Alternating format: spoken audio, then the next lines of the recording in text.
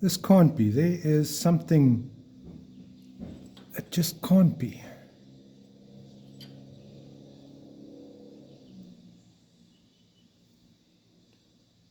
No, man. Wow. So when I got this bike, one of the first things I picked up is it had an intake leak on the manifold. And this is a common problem with the Evo engine. Everyone knows about it. It's all over the internet. So I did what any good home mechanic would do. I bought the OEM seals and I replaced them. And I did it properly. I greased them up so that they wouldn't tear, and I compressed the flange properly and evenly so that it would seal properly. And it did. Look, it sealed really, really nicely. Problem solved. A year later, and guess what? It's leaking again. Now, I have no inclination whatsoever to replace a seal once a year on a bike. So I decided to strip it down and see what the problem was. And you will not believe what the actual issue was. I did not expect that. But before I get there, all the guys on the internet and all the books tell you to do a bubble test, and you spray stuffies on the intake manifold with a warm engine, and basically what it does is the idle will change. Now I challenge anyone to pick a very small leak on an intake manifold doing that, because that is not easy. There is a much, much easier way to do that test, and it goes a little something like this.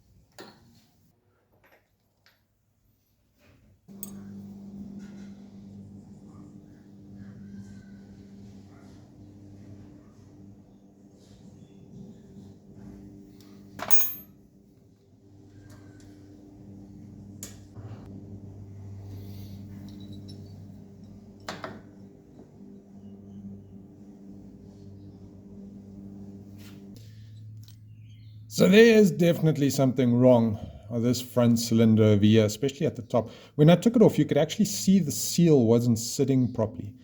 Now, I've put a little bit of marking blue on the front sort of flange, compression flange, on the gasket. What I'm going to do is I'm just going to press that up so that I can show you how far this is out. We're just going to touch that there. And just get that other bolt in there. Let's see if we can see a mark. So that's a little bit of marking blue. And you can actually see, when I took it off, it's sticking. You can see how far out the seal is. And look at that. That seal is completely to the bottom. So that's why it's leaking at the top. It's way, way, way too much bias to the bottom. Oh man, I'm going to have to make a new sealing arrangement there.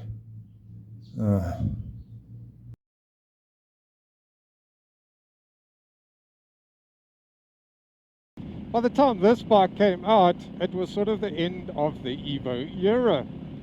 Here's the problem though. What they did for these flanges is not for performance of the bike. It was because of manufacturing tolerance stack-up. This is a common thing implemented on sort of any engine. It's in the automotive industry to try and take up manufacturing defects or manufacturing tolerance drift. That makes assembly a little bit easier. Now, because I'm making these flanges specifically for the bike, and because I've actually marked them off with the specific cylinders, I can take away a lot of that tolerance. So I don't need to worry about tolerance stack up and all sorts of nonsense like that.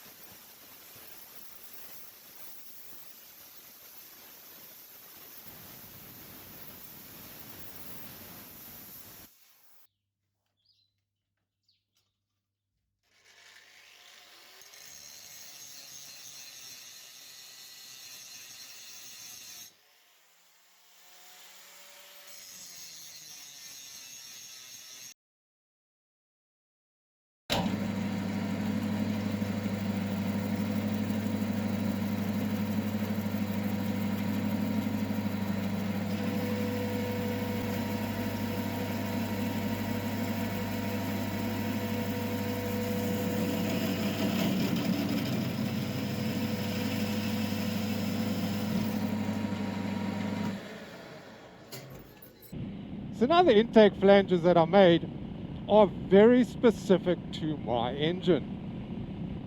So they're designed for the engine to line up that intake valve port perfectly. And isn't that cool? So this is the new flange, and you can see how off-center that hole is. Let's see how good the fit is. Just need to line up these holes. About there and there.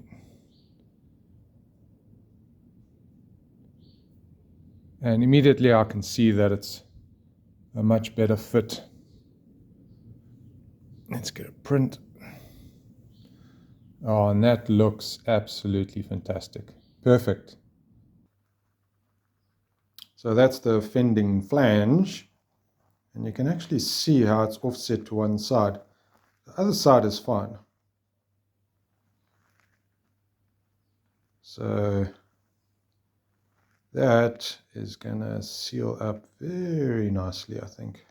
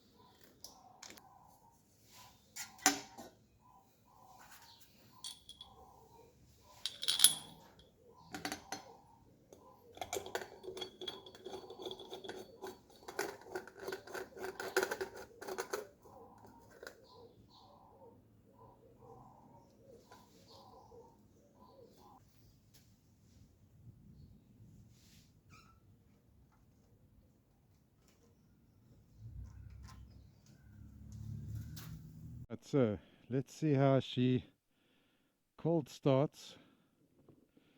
Choke out. And I'm not doing the squirt.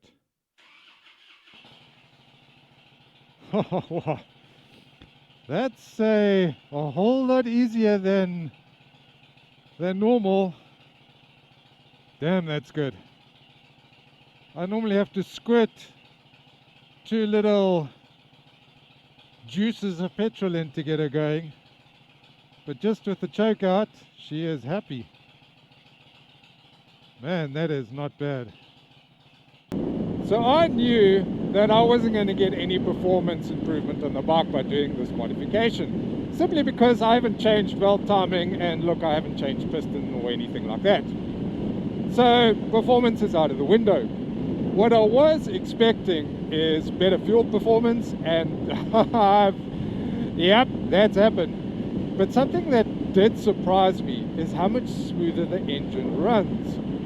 So I'm doing 120 on an open piece of road, and normally I would know that I'm doing 120. The bike would have a little bit of feedback, not excessive, but the engine wouldn't be as smooth as, say, a 4-cylinder Honda Blackbird, which is another bike that I have.